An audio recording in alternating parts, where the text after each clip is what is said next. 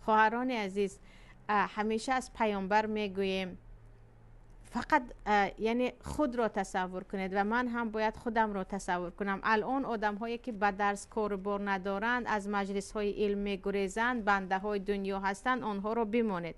آنهایی که میگوید من پیرو پیامبر صلی الله علیه و سلم هستم، من میخواهم در همین عمر کوتاه هم همیشه در صراط المستقیم باشم.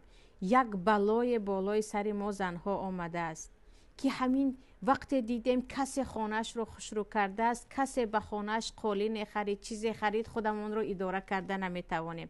حتما باید ما مثل او خانه بسازیم، حتما باید داخل خانه ما مثل آن شود.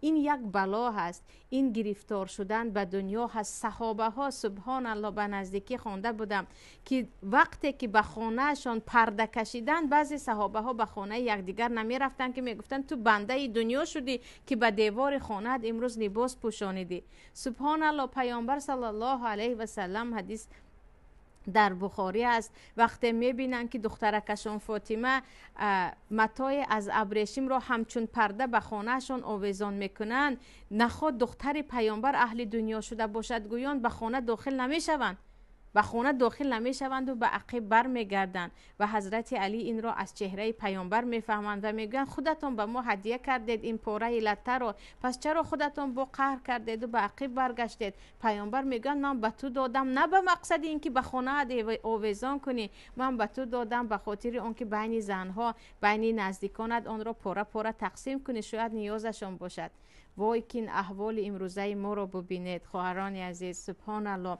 با خواهر می نشینی، از قیامت صحبت میکنی، گریه میکند، پس از نیم ساعت به خانهش میری که غم و دردش فقط پردهش است، غم و دردش قالینش است، غم و دردش نمیدونم کرپچه هاش است که باید کرپچه او مثل فلانی فلانی باشد. این درد است. سبحان الله.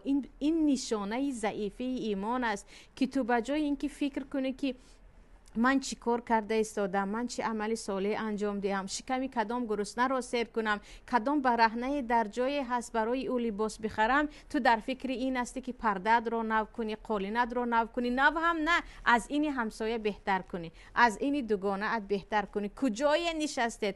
وای که خواهران عزیز، چقدر من شخصا نفرت دارم خواهرانی که درباره یک چاینک نمیدونم یک طبق و یک دیگ ساعت ها با هم صحبت کرده میتوانند یک حدیث در کلشان نمیستد.